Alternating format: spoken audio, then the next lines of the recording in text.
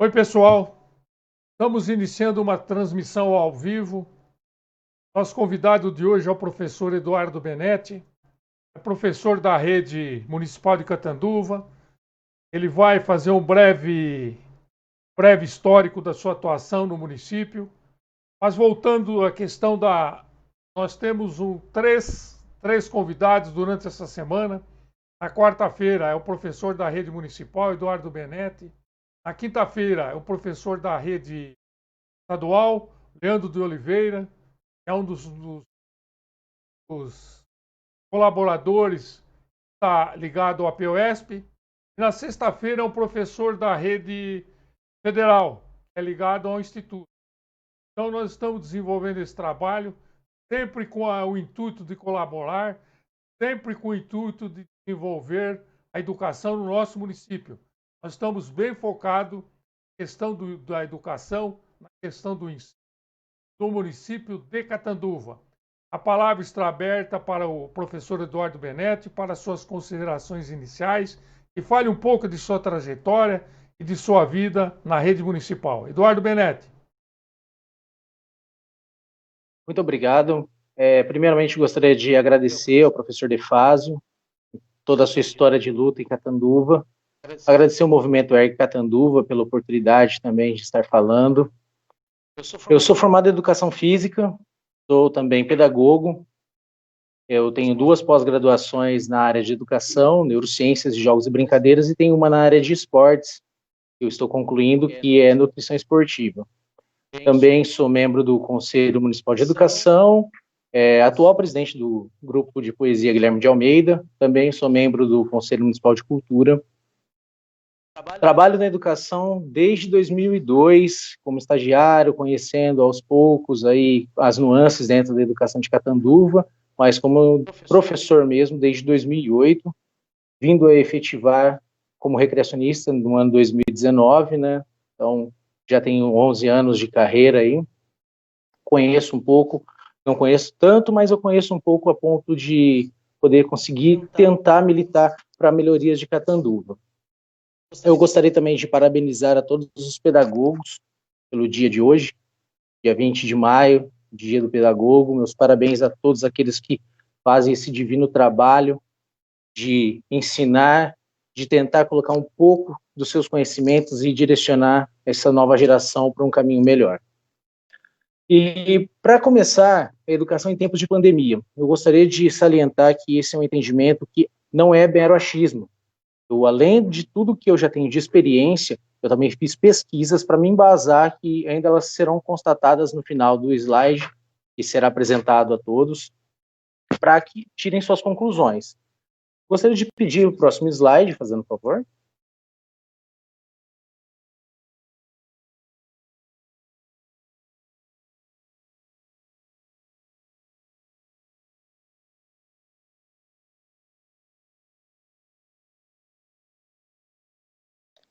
O primeiro tópico é o que compreende ensino de distância conjugado ao ensino formal.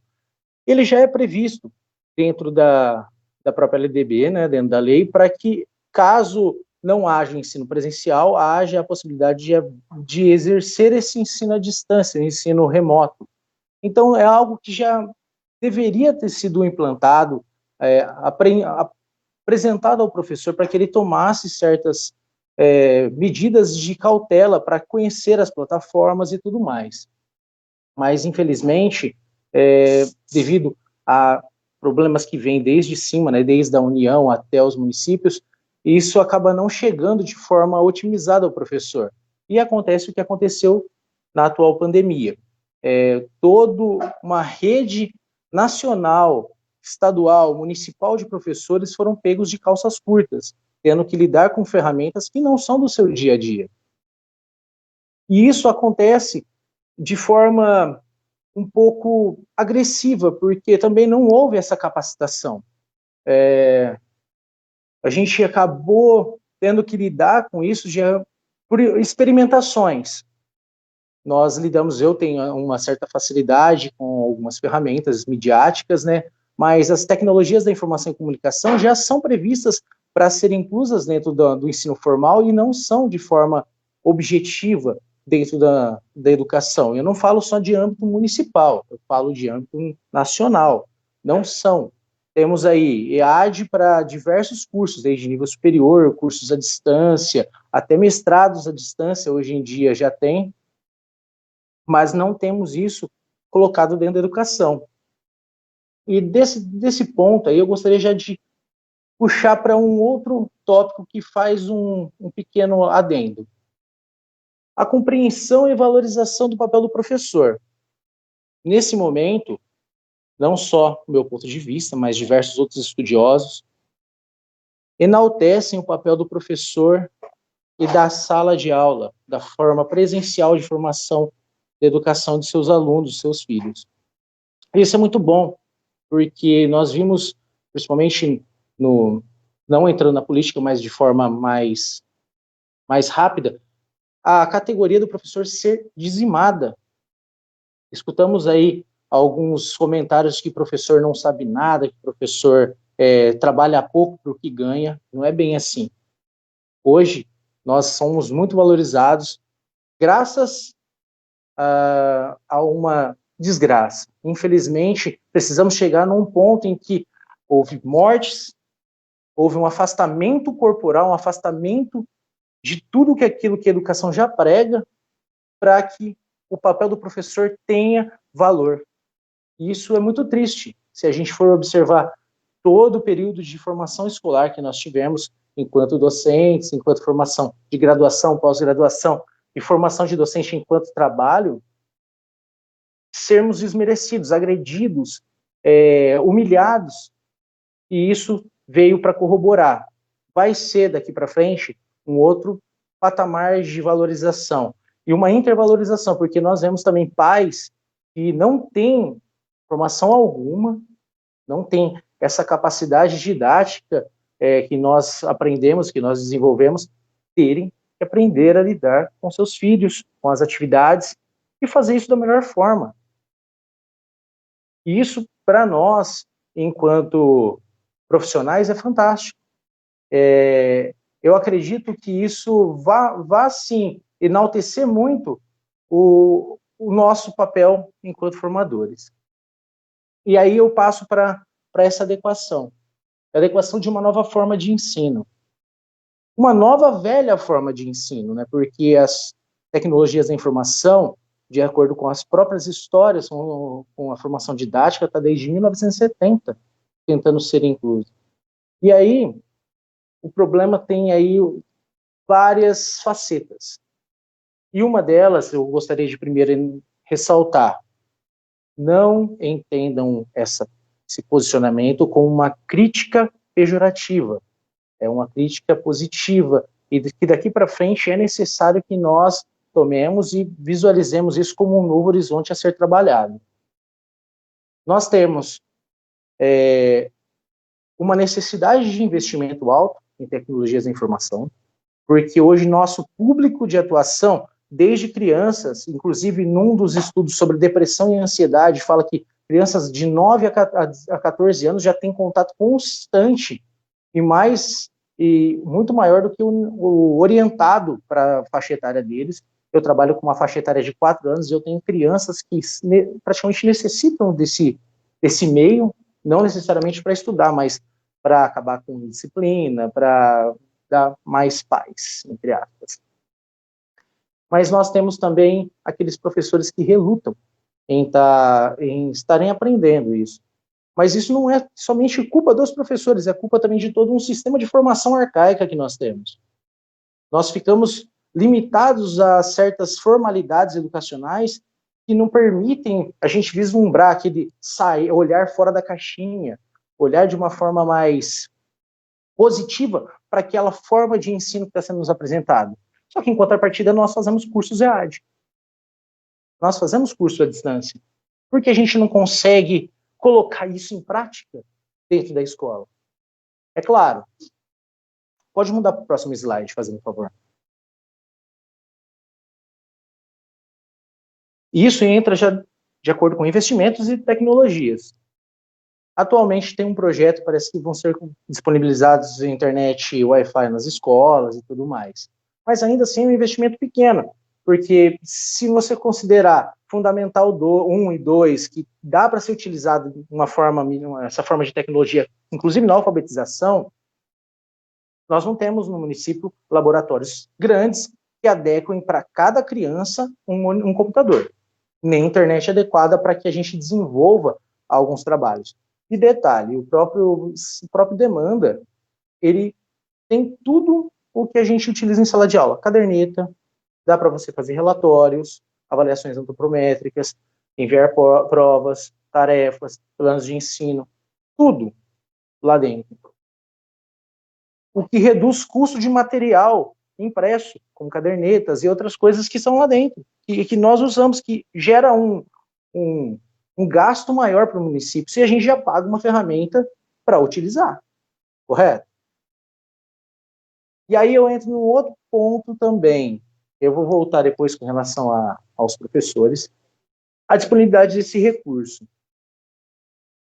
Por não haver essa disponibilidade, nós temos lá a plataforma, eu ainda conversando com o professor à tarde, eu coloquei a plataforma é uma forma igualitária de acesso, mas ela não é equivalente, ela não dá a igualdade de acesso, porque nem todos têm essa igualdade. Então, nós partimos aí do mesmo conceito de meritocracia. Se eu tenho mais possibilidades, eu tenho mais acesso. Aqueles que têm menos acesso ficam resignados a buscarem esse material que, sim, a educação está disponibilizando esse material, não quero deixar esse ponto falho na minha explicação. Todas as terças-feiras, as crianças que não têm condições podem estar buscando material lá. Mas isso ainda abre um espaço daquela diferenciação entre o que é realmente equitário para dentro da educação. O que pode ser de forma igualitária, que todos partam do mesmo princípio para ter esse acesso. E aí, uma das possibilidades que o Catanduva deixou a desejar era aquele Catanduva Conectada, se não me engano o nome, que tinham vários pontos na cidade de internet grátis, que hoje já não tem. Quando tem, é raramente utilizável, até dentro do próprio prédio da prefeitura. E isso enaltece as desigualdades das classes. Eu trabalho no Eldorado. Boa parte dos pais tem acesso à internet, de certa forma, mas quem garante que esse acesso é realmente de fibra ótica, é um acesso de grande escala? Às vezes é apenas 3G. Eles têm lá que eles apresentaram alguns gráficos, mas são gráficos. A gente ainda não tem a formalização de como isso está chegando nos pais, porque é muito recente isso, né? 2 semanas que a educação postou uma atividade, essa atividade dessa semana fomos nós, e agora que a gente vai estar lidando como isso vai chegar realmente aos alunos. Eu espero, sinceramente, que haja uma mobilização por parte da educação para que chegue em todos os vídeos postados, porque eu trabalhei com o mínimo de material possível, exemplo a mim mesmo, o mínimo de material possível, eu gravei um vídeo e eu coloquei o mínimo de material possível porque eu sei que nem todos têm. E para também evitar se deslocar, se a gente está falando de quarentena, de isolamento, se eu tenho que fazê-los buscar, eu estou promovendo, primeiro, uma descontinuidade da lei municipal, né, do decreto municipal e estadual, promovendo uma certa periculosidade aí. Mas voltando à disponibilidade. Se houvesse essa disponibilidade, o que poderia acontecer para enaltecer, para fortalecer esses laços com a comunidade, com esses mais pobres? Eles utilizarem o meio, os recursos da escola, não só as impressões e tudo mais, que está sendo disponibilizado, alguns materiais são solicitados, impressos, entregues, mas a própria internet dali, de acordo com as regras de vigilância e tudo mais, poderia se dividir por horas, por momentos, para a criança ir lá. Os vídeos são 3, 4, 5, 6 minutos, eles assistem, vão para casa, executam a atividade e apresentam através de fotos ou entrega, como combinado no decreto. Né? E pode passar para o próximo, fazendo favor. E aí que entra, eu voltando novamente aos professores. Nós encontramos também a dificuldade por falta de capacitação. Não houve em nenhum momento, desde a implementação de demanda, nem atualmente, uma capacitação específica. Não houve lá um curso, houve um tutorial, certo? Mas uma capacitação de como estar atuando e tudo mais, alguém com experiência nessa área vindo nos orientar, não, isso não houve. Posso ser bem claro, não houve. E eu falo por experiência própria. Eu encontrei alguns erros no próprio demanda que já foram explanados para a própria secretária, que ela já encaminhou, acredito ter encaminhado o setor responsável para que seja corrigido. Mas nós precisamos disso, nós precisamos dessa capacitação. E eu não falo só para esse momento, nós precisamos utilizar essa ferramenta que eu acredito que ela não seja barata, porque está lá toda a vida docente nossa, todos os nossos prontuários, toda a vida escolar da escola, dos alunos, está tudo lá. É necessário que utilizemos isso. Nós precisamos, daqui para frente, dar novo panorama para a educação à distância e para essas tecnologias. Não falo somente de uso virtual, porque apesar de não ter recurso, mesmo se tivesse, isso não é garantia de uma educação de qualidade, mas que haja capacitações para que consigamos, passo a passo, implantar essa tecnologia dentro da escola e que ela possa fortalecer os vínculos com o professor, porque indiferente se tem internet ou não, o professor sempre vai estar lá como pilar, como eixo motivador dessas novas tecnologias ao uso do aluno.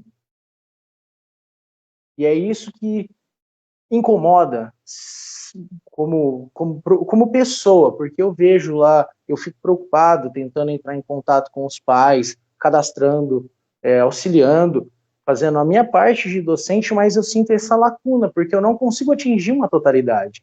E eu também não tenho os recursos necessários, eu tive que comprar algumas coisas para poder estar agindo, por mais que eu tenha um computador, mas é um computador bem abaixo da necessidade. Então eu uso, como eu estou fazendo a live, pelo celular, o computador para fazer algumas edições, algumas correções de texto, alguma coisa, e eu fico utilizando, é desgastante.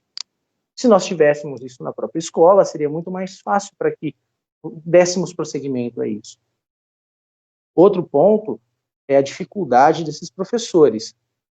E eu não falo só com relação à idade ou não, a dificuldade, porque, de fato, não é você ser pego de surpresa em alguma coisa, não é fácil você se adequar. Agora, parece que alguns professores têm auxiliado outros e as coisas estão começando a caminhar. Mas ainda assim há muita dificuldade. Dificuldade de fazer um enquadramento, que nem eu não estou enquadrado, eu não consegui ainda achar esse enquadramento. Enquadramento de vídeo, o que posicionar, porque nós estamos acostumados a lidar com os alunos, a gente tem que fazer um vídeo para pai e aluno ao mesmo tempo, para fazer essa explicação e conseguir atingir o aluno de uma forma objetiva e que ele se familiarize com aquilo que ele já estava na escola. E essas dificuldades atrapalham muito a formatação ainda das aulas. E muito, porque eu vejo os professores, principalmente no meio que eu estou inserido ali, meio perdidos, eles precisando de auxílio, pedindo auxílio, falando, eu não consegui fazer isso. A escola disponibilizou 2 professores que eles se prontificarem, estar auxiliando em fazer o upload dos vídeos numa plataforma do YouTube, na página da escola, ceder, inclusive, os links para os professores mandarem para os alunos, pela tamanha dificuldade que eles têm estar lidando com algumas ferramentas. E, além disso, nós temos também, e esse é o ponto que eu quero novamente enaltecer, não é uma crítica pejorativa, é uma crítica construtiva. Muito embora estejamos hoje em 2020, existe ainda a relutância de alguns professores, e não é achismo, eu coloquei alguns textos, alguns estudos sobre isso, não é com relação à pandemia, a relutância em aprender novas coisas. Talvez tenha ficado tão fixado essa forma mais tradicional de aprendizagem, de ensino, aprendizagem na formação, que as novas tecnologias incomodam. Elas trazem aí uma sensação de pisar em ovos que o professor acaba não se sentindo muito à vontade e acaba se recusando em estar fazendo isso.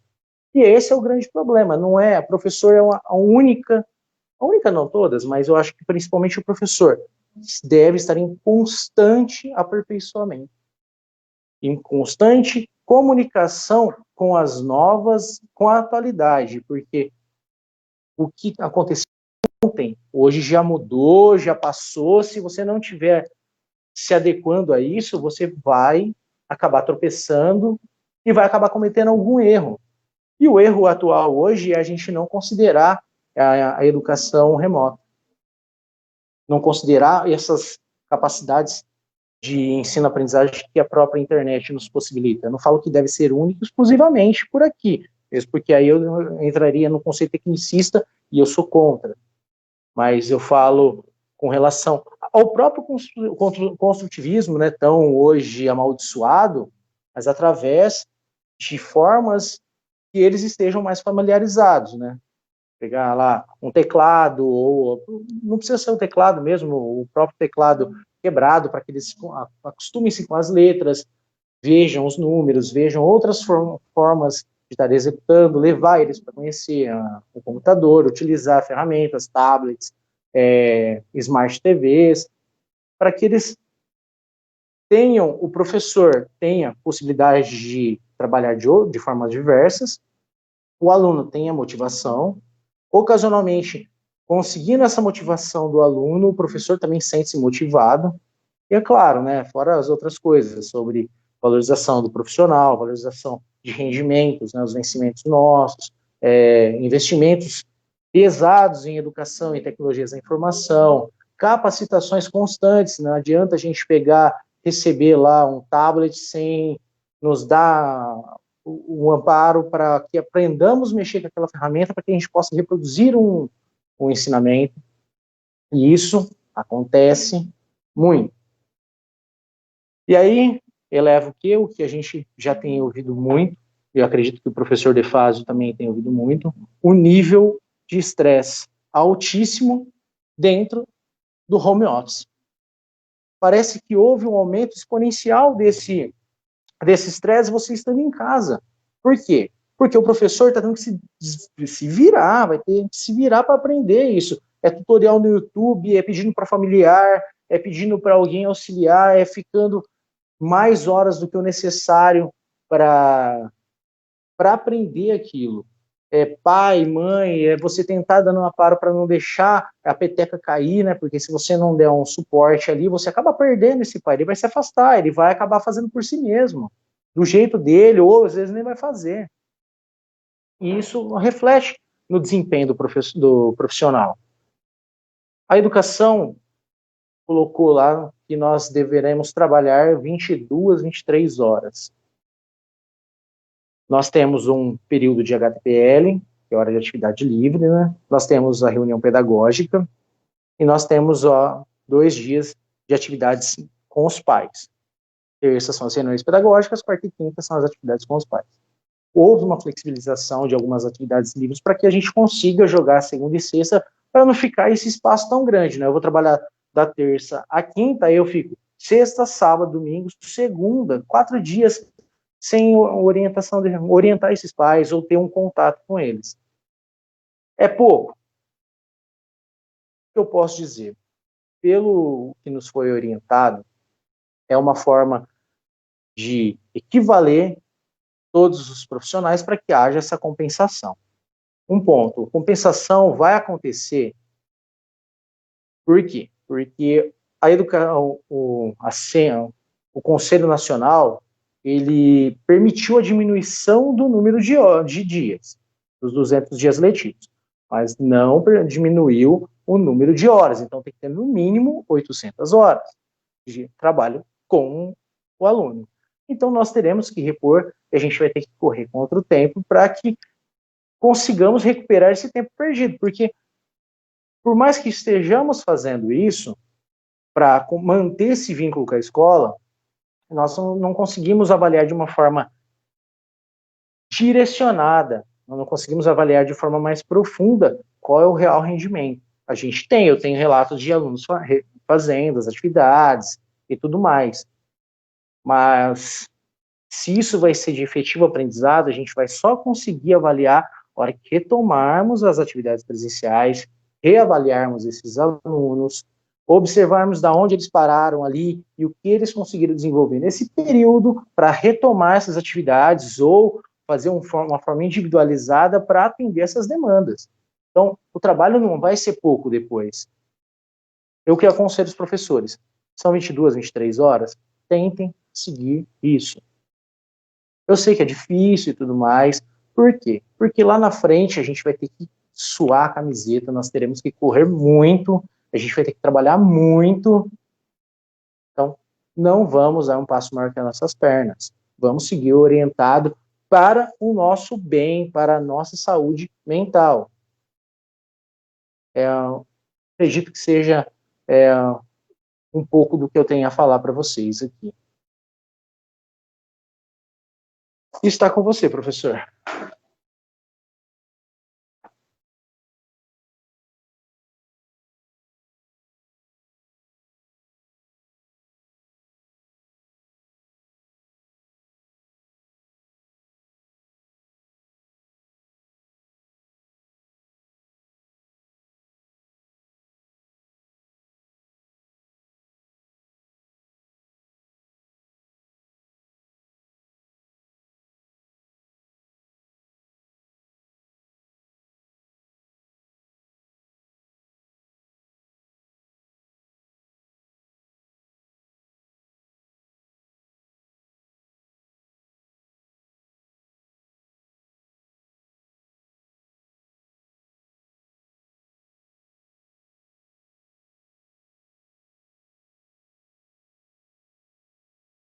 Sim.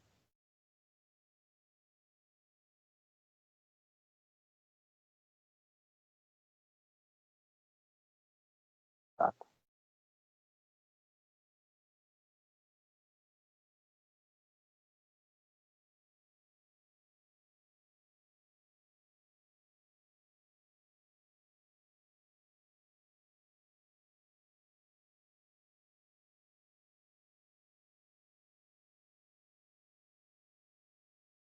Ó, eu acabei de fazer um curso hoje que é saúde mental e uso excessivo da internet, porque na segunda, como eu faço parte do PVE, que é o Programa de Valorização da Educação, nós abordamos o uso excessivo da internet para os jovens e as consequências disso, e a FOMO, né, a Fear of, a FOMO é o medo de estar fora. O adolescente, ele fica tão bitolado com as nuances que a internet tem, ele acaba se aprofundando, criando depressões e tudo mais. Isso acontece com o professor também, porque não é exclusivo do aluno. E um dos pontos que eu gostaria de ressaltar aqui, que é exatamente isso. Professores com jornada dupla, tripla, com filhos em casa, tendo que fazer home office, tendo que auxiliar nas aulas com os próprios filhos e tudo mais, podem desenvolver sintomas de depressão e ansiedade, porque elas acabam se abstendo do convívio familiar por muito tempo para fazer esse trabalho, para fazer essas pesquisas, para aprofundar os seus conhecimentos. E isso é prejudicial. Foi por isso que eu falei, tentamos seguir os orientados. Segunda e sexta, se não conseguir, dê atenção aos seus filhos, dê atenção aos seus familiares, dê atenção à sua casa, a si própria principalmente. Não ultrapasse o limite da sanidade, porque a única prejudicada vai ser você mesma, porque dificilmente você vai conseguir ali, você vai conseguir alguns atestados, alguma coisa, mas só quem vai sofrer é você e sua família. Então, trabalhe, óbvio, trabalhe com otimização, faça o seu melhor, mas não dê um passo maior que a perna. Tem dificuldades? Recorra, peça auxílio, faça de uma forma mais fácil. Se não conseguiu gravar um vídeo, tira foto, monta algumas aulinhas, como alguns professores fazem com dramatização, com figurinhas, sabe? Tente de uma forma mais sucinta, executar de uma forma, otimizar o seu trabalho, sem enlouquecer. Porque, eu falei, a nossa capacitação vai ser o nosso dia a dia nesse momento. É pauleira correr atrás do tempo perdido e tentar fazer bem aquilo sem que nos prejudiquemos. Não adianta a gente se prejudicar para fazer bem o nosso trabalho ali também. Então, vamos saber dividir. Professoras, eu sei que alguns comentários aqui que eu fiz podem gerar um desconforto, mas eu peço de coração que não entendam isso de uma forma negativa, porque é uma forma construtiva de que vocês tentem observar isso e levar para o seu dia a dia. Aproveitar que essa pandemia veio aqui e a gente tirar algumas lições proveitosas. É o que eu li uma vez, essa pandemia, se nós sairmos iguais ao que entramos, ela não adiantou nada. Nós temos que sair melhores dela. Então, tudo que aconteceu, vamos aproveitar, vamos aprender, nos reinventarmos para que a gente consiga, amanhã, sermos melhores do que hoje. Conseguirmos dar uma aula melhor do que hoje, consigamos atrair mais a atenção dos nossos alunos e consigamos nos desenvolver ainda mais nesse vínculo com os pais, que agora está ficando cada vez maior. E aqui eu também faço um apelo aos pais. Valorizem muito o professor que vocês têm na sala de aula. Não só do seu filho, mas de todo o corpo docente. E eu falo aqui também de toda a gestão da escola. Diretores, ASGs, merendeiras, cuidadores, todos, porque eles fazem a diferença na evolução que o seu filho vai ter lá na frente. Porque ele vai ser aluno esse ano, mas filho vai ser eternamente de vocês. Então, valorizem, compreendam, conversem, dialoguem, frequentem a escola. Frequentem. Vão lá saber. Ligou, vai lá saber o que está acontecendo. Não ligou, vai saber o que está acontecendo também. É direito seu, é direito da criança principalmente. Conhecer quem é o professor, conhecer o ambiente que está lá, conhecer a verdadeira história por trás de conversas. É muito fácil você sair falando que o professor bateu, que o professor agrediu, que o professor não faz nada, que o professor não sabe nada, como eu ouvi aquele pseudo-ministro que vai ficar estava querendo ficar na saúde, então o professor não sabe nada. É muito fácil isso. Difícil é você conhecer a realidade e acompanhar a vida acadêmica de seu filho. Eu agradeço muito de coração o espaço aqui hoje. Eu espero que eu possa ter... Só gostaria de observar uma coisa que é muito importante, Eduardo. Que a sociedade valorize essas senhoras, essas professoras, que muitas das vezes passam uma noite acordada, porque elas têm problema com filhos, têm problema com o marido, têm problema com uma série de coisas. Vamos valorizar essas senhoras, essas professoras, professores como você, professores que se empenham. Você, para fazer essa live, eu mostrei aí, você foi pesquisar, você fez uma bibliografia, você fez fonte de referências. Vocês precisam ser valorizados. A sociedade precisa dar o valor devido que o nosso professor merece.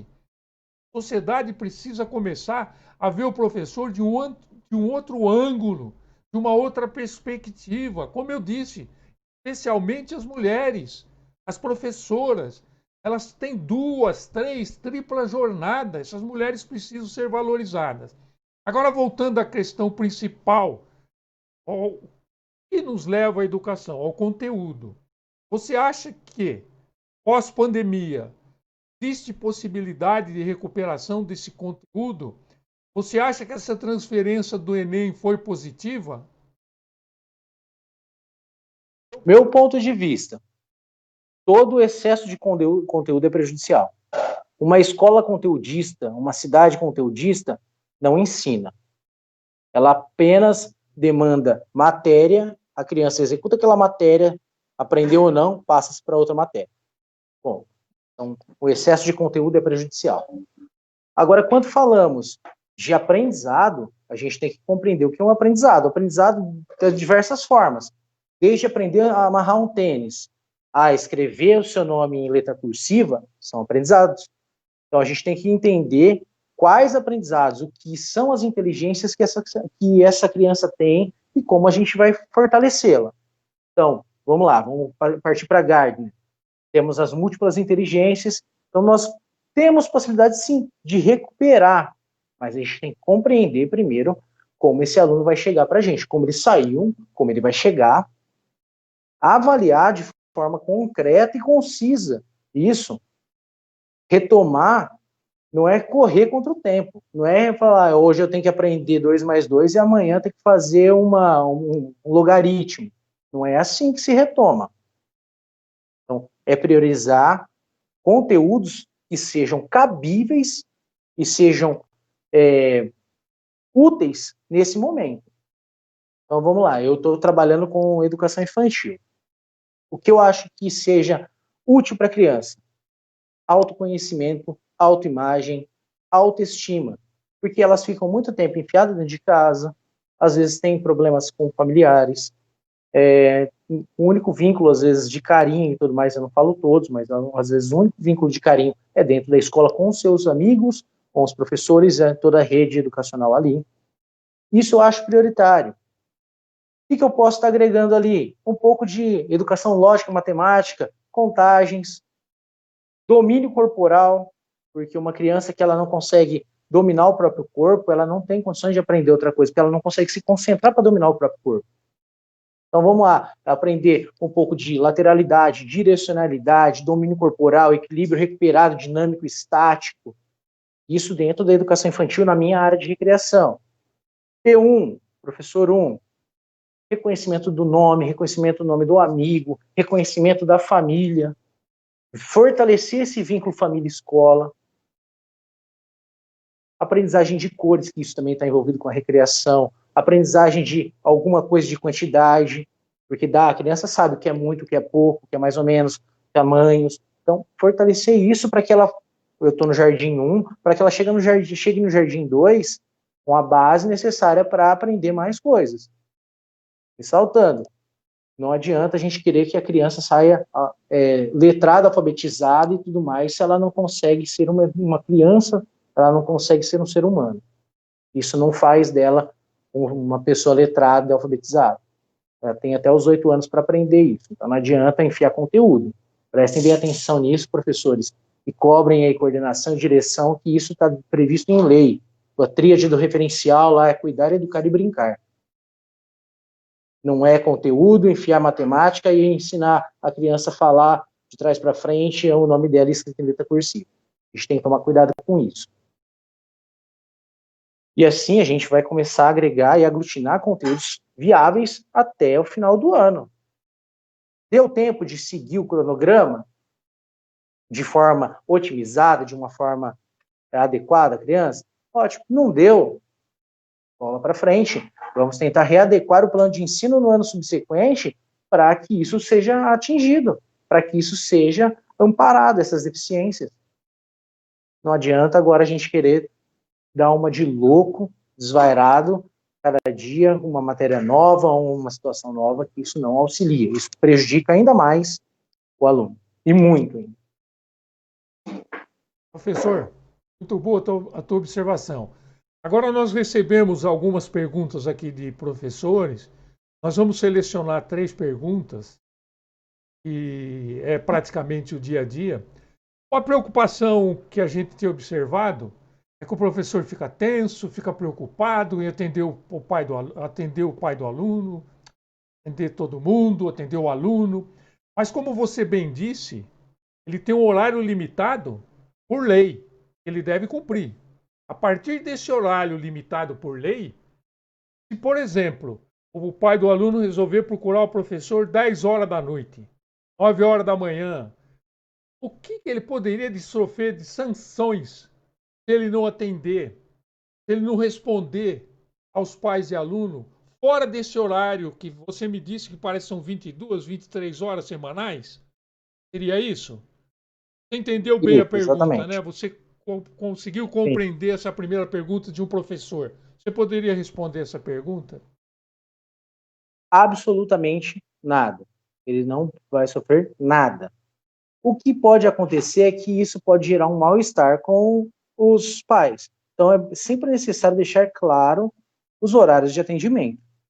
O meu horário de atendimento é meio-dia, 5 horas da tarde. Eu vou estar lá com eles. Eu atendo até um pouco mais cedo, porque para entrar em contato com os pais, tudo mais, alguns estão em horário de almoço e tudo mais. Mas eu tenho essa disponibilidade desse momento. Não é obrigatório o professor estar fazendo isso, atender fora de horário, mesmo porque existe um conceito que chama direito à desconexão. Você exerce seu trabalho.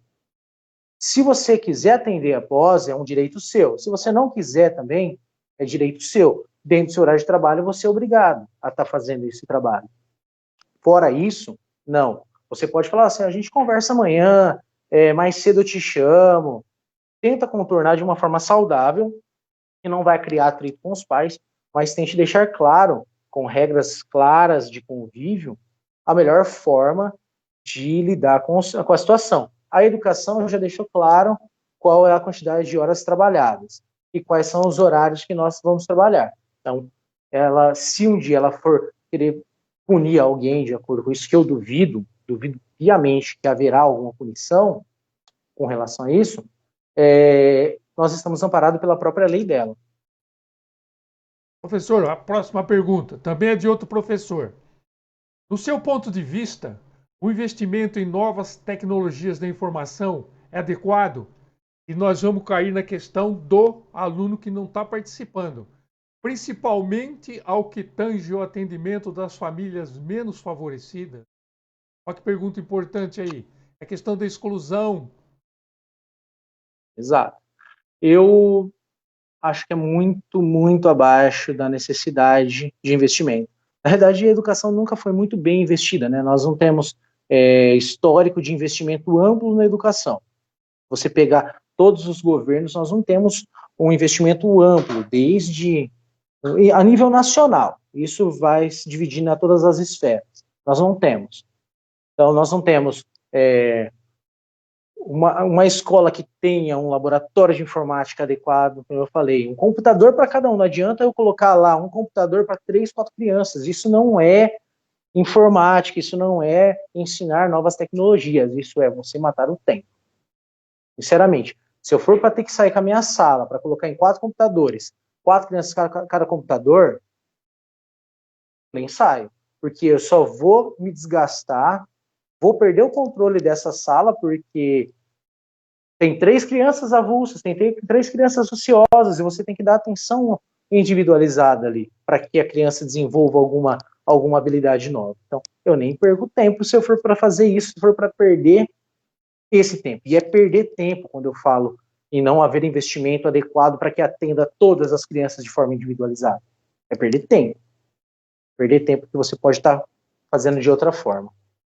Aí mais uma. O que eu falei também. Pois não. Pode continuar, pode continuar. Só completando. Pode continuar. O que eu falo mais da inclusão social, eu falo da inclusão mesmo, eu não falo só de falar que todo mundo vai receber. Mas eu falo assim, todo mundo vai chegar e ter aquele vídeo que o professor gravou? Como? De que forma? Se eu não tenho, se eu sou uma família desprivilegiada, que eu não tenho esse acesso, como que eu vou chegar nesse vídeo? Eu vou roubar a internet de alguém? Eu vou gastar os meus dados? Às vezes eu nem tenho dinheiro para colocar uma rede móvel, para colocar a internet móvel, não. Então, eu já saio em desvantagem daquele que tem um pouco mais de oportunidade. E isso não é equivalência de acesso. Isso é uma igualdade só de acesso, porque a plataforma está para todos. Mas não é igualdade, não é uma equivalência. Não é uma forma equitativa de atendimento. Tá, a gente vai amenizar da melhor forma possível. Mas amenizar não é necessariamente sanar o problema ali. Então, novamente, se tivesse acontecido esses investimentos ao longo de toda a história da educação, hoje, provavelmente, nós não estaríamos passando por esse turbilhão de dificuldades, de ansiedade, de nervosismo, de desamparo às sociedades, a camadas mais pobres da sociedade. E é uma pena mesmo. Eu espero que isso, o governo agora, o Jair Bolsonaro, compreenda a educação como forma essencial, não apenas a pseudo idolatria, fugiu o termo, mas falar que a gente está lá apenas gênero, que é descabido, sabe? São coisas de quem não vivencia a realidade da escola para falar tamanha besteira, infelizmente. Mais uma pergunta, professor. Nós vamos encerrar com 3 perguntas. Senão a live fica muito comprida. Você sabe que o interesse realmente é meio que seletivo, né? Não vai crítica a ninguém. Infelizmente. Então vamos lá. Os professores tiveram alguma capacitação como usar as TICs? Fala TICs, professor? TICs, Tecnologias da Informação e Comunicação. Isso. Então os professores tiveram alguma capacitação? Quais são os maiores desafios encontrados pelos professores? Aqui também nós podemos incluir quem? A família, o aluno, os pais de aluno. Você entendeu a pergunta? Precisa repetir ou você já. Entendi. Não entendi, tranquilo. Bom, capacitação não. Nós recebemos um tutorial de como acessar e como a gente lida com certas coisas dentro da plataforma, que ainda, por ela não ter sido utilizada de uma forma consciente, ela tem algumas dificuldades, alguns probleminhas que acredito que até ao longo dessa semana eles vão ser sanados, né? Algumas coisas já foram melhoradas, principalmente a inclusão de alguns links e tudo mais que tinham alguns problemas. Foi melhorado? Foi. Está perfeito para uso? Não está. Está longe de estar perfeito ainda. Se estivesse perfeito para uso, a gente estaria usando isso desde a implementação desse sistema no município. Como eu falei, ele tem tudo aquilo que um diário de sala tem, mais algumas coisas que podem ser feitas, inclusive tipo, nós temos lá matrículas antecipadas. Olha que ferramenta excelente para um pai em período de rematrícula. Ele entra lá pelo site e consegue estar agendando isso. Avaliações, relatórios de sala, relatórios individuais. Nós temos tudo ali, até avaliação antropométrica, curva de crescimento, peso e tudo mais. Isso, para nós, é uma ferramenta fantástica. Tem que ser utilizada agora de forma constante. Não adianta acabar a pandemia, esquece, não houve isso. Não adianta, daqui para frente tem que ser utilizado. As dificuldades são em manuseio da própria ferramenta, né? Tanto alguns professores só têm celular ou tablet, então fica mais difícil de estar esse fino trato de conseguir fazer uma edição de vídeo, fazer uma gravação, não tem às vezes um espaço adequado, que nem eu estou na minha sala aqui. Não tem um espaço adequado para a gente conseguir gravar, às vezes não tem um recurso disponível, o computador não atende a demanda, a internet é ruim. Isso se alastra aos pais, porque às vezes ele tem um celular ruim, ele não consegue visualizar, às vezes ele tem algum problema com áudio, som, não consegue se deslocar para outro local para pedir internet emprestada, ou às vezes ele nem tem essa ferramenta. E os alunos, principalmente porque eles perdem o vínculo com o professor. Agora, a ideia nossa é gravar vídeos para que a gente corrobore com esse vínculo, mantenha ativo isso. Alguns áudios motivacionais, isso eu me propus a fazer com crianças que sentem dificuldade ou que se recusam a estar fazendo, mandar áudio caso precise, mas tudo isso é de acordo com o que a família nos relata. Então, a maior dificuldade dos professores é a não experimentação dessas ferramentas ao longo dos anos, dos pais terem sido pegos desprevenidos, eles terem que desenvolver uma habilidade que nunca foi exigida deles, ou melhor, era exigido, mas que muitos não praticavam, que é acompanhar a aprendizagem do aluno. Isso é uma exigência, mas nem sempre é posto em prática. Acompanhar o seu filho ali, o desenvolvimento do seu filho, saber o que ele está aprendendo para que possa ser conversado em casa, porque às vezes eles não têm esse diálogo e agora estão tendo que se ver obrigados a estar fazendo isso. E os alunos que estão acostumados a uma rotina diária e tudo mais, perdem isso um pouco, mas eles aos poucos, de acordo com essa nova ferramenta que a gente está utilizando, tenta trazer para nós, para trazer para nessa nova rotina, tentar estipular rotinas, inclusive. Agora é hora de estudar, é hora de assistir o vídeo, é hora de responder o questionamento. Agora, você tem que esperar um pouquinho, que agora é hora de eu responder o professor. Gerar uma nova rotina de aprendizado, de fomentação de aprendizado. Então, são essas as dificuldades. Professor, gostaria de fazer uma observação, com a sua autorização, claro. Nós estamos no ano de eleição. Eu acho que 2020, principalmente que são eleições municipais. Nós temos que entender que tudo começa no município. É ano de 2020, ano de eleições. É um grande momento para Catanduva, todos os municípios do Brasil, começar o quê? Valorizar pessoas que têm um compromisso real com a educação, pessoas que vivenciam a educação, pessoas que não se arvorem só agora de projetos mirabolantes. Estou vendo aí em Catanduva certas entrevistas de políticos, não tenho nada a ver contra ninguém, pelo amor de Deus, respeito todos os candidatos. Falar sobre educação dá vontade de você rir. A pessoa não tem o mínimo conhecimento, a mínima. Teve até um cidadão aí que falou que ia colocar ar-condicionado em todas as escolas, todas as salas de aulas de Catanduva. Eu dei risada. Mas não vamos entrar nesse mérito. É o ano de 2020, é um ano de grandes mudanças na política do município de Catanduva, em todos os municípios. É hora do professor começar a mostrar um pouco mais. O professor tem medo, olha. O professor me mandaram essas perguntas, mas querem anonimato. Não tem coragem de falar, eu fiz essa pergunta, eu assumo essa pergunta. Todos os professores que entram em contato comigo, a primeira coisa que faz, Defásio, pelo amor de Deus, não fala o meu nome.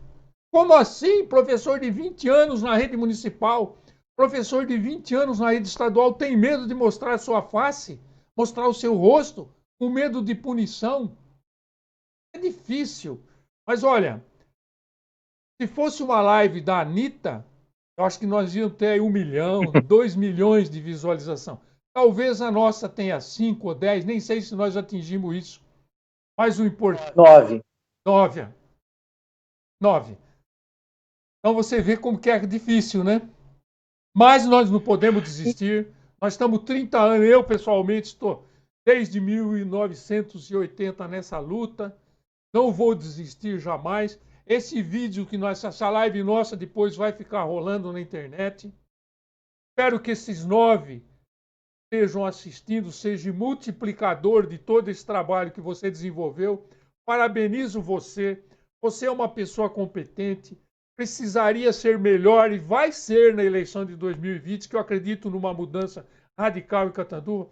Como você, nós temos dezenas de professores competentes na nossa rede municipal. Como nós estamos abordando a rede municipal, estou falando especificamente da rede municipal, temos dezenas de professores, é o momento de mudança. Se Deus quiser, 2021 trará a nós novos alentos, novos ares, novas modificações. Agradeço muito a sua participação. Agradeço a página Movimento ERG Catanduva, que vem dando um espaço à educação, vem dando espaço à sociedade catanduvense. Movimento ERG Catanduva. Olha o nome da página. Está aberta para você sempre que você precisar. Gostaria que você se despedisse com as suas últimas palavras e colocamos à sua disposição para qualquer outra eventualidade, para qualquer outra observação no decorrer de todos os dias do ano de 2020. Muito obrigado mais uma vez, né? E só para fazer um adendo, não só educação, mas cultura e educação, as duas andam atreladas. Eu vi alguns planos de que a cultura em Catanduva é somente de entretenimento, isso já começa errado. A partir do momento que qualquer um desses pretensos prefeitos, vereadores, não consigam compreender que educação e cultura andam de forma conjunta, nós vamos sempre patinar. Cultura não é entretenimento. Todo ser humano é feito a partir da sua cultura e educação, que é tudo interligado.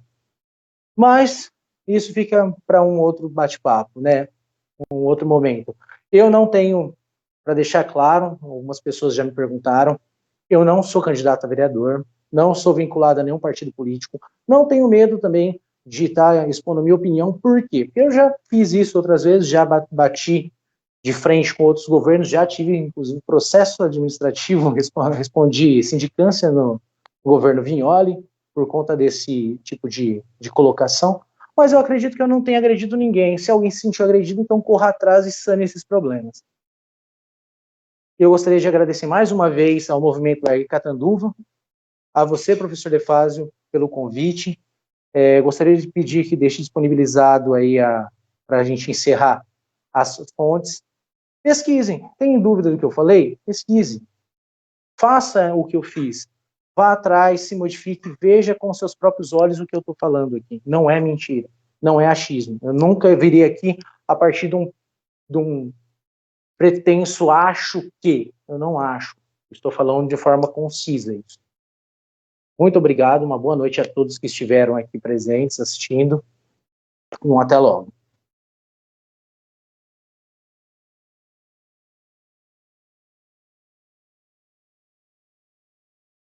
Ok.